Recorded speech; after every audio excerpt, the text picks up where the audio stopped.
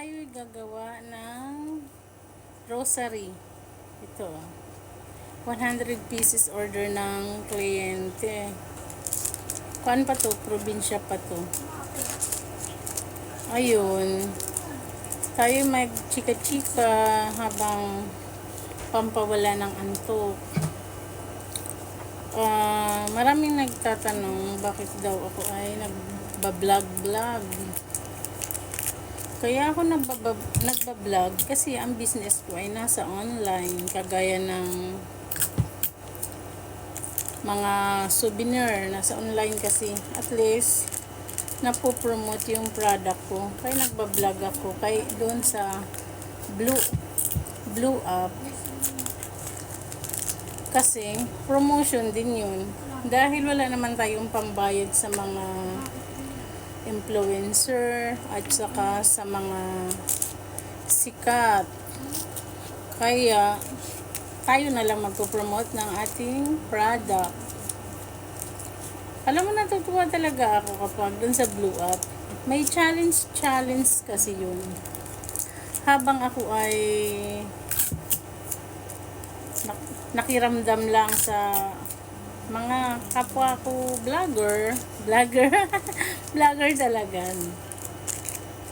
Kailangan pala kapag nagda-download ka doon sa challenge, pupunta ka mismo kung ano yung challenge, tapos doon ka magda-download ng mga video mo para yung mga views doon, at pag may magsisend sa'yo ng star, doon siya makakounted. Pero kapag ako kasi start ang challenge ay Lunes, Martes natatapos na ako.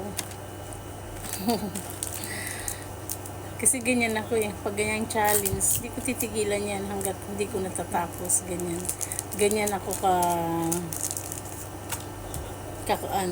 ganyan ako ganyan ako anong tawag doon? Gigil. Kasi ako nakakatulog pag hindi ko natatapos. Ayun. Ngayon, promote. Kaya lang sa akin naman, halos lahat ng content ko, kung gusto nyo, syempre, pag matanda na ako, ibig sabihin is, itong mga ginagawa ko, mga editing, layout, o kapag magsubaybay kayo sa mga video ko, nasa YT yun. Marami kayong matutunan doon kasi ngayon ang naisip ko kung paano ko gumawa, saka mga supplier, yun, i-discuss ko siya, ituturo ko. Maganda rin kasi itong pagkakitaan. Baga hindi ako maramot sa knowledge, ganyan. Medyo hindi pa lang ako sanay talaga sa mano-mano kasi wala pa rin, kulang-kulang pa yung aking mga kagamitan. Ngayon, ginagamit ko lang ng pang-vlog, cellphone. Yung iba kasi, kumpleto na sila.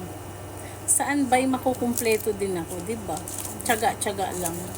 Ayan, gumagawa ako. Tingnan yung mga gagawin ko, ha. Ito po yung mga gagawin ko. Tapos, ipa-plastic na ganyan. Marami siyang available color.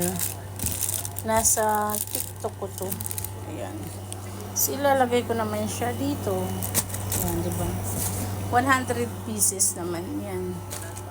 Kala ko nga matatapos ko siya ngayon. Ayan, marami.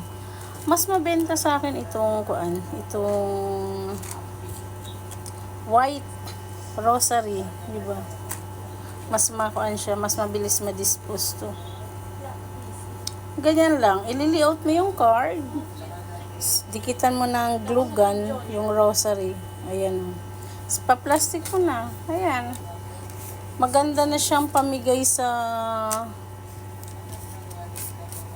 binyag, kumpil. Ganyan yung mga halos pinagagamitan niya. Ng ilang piraso. Ayan.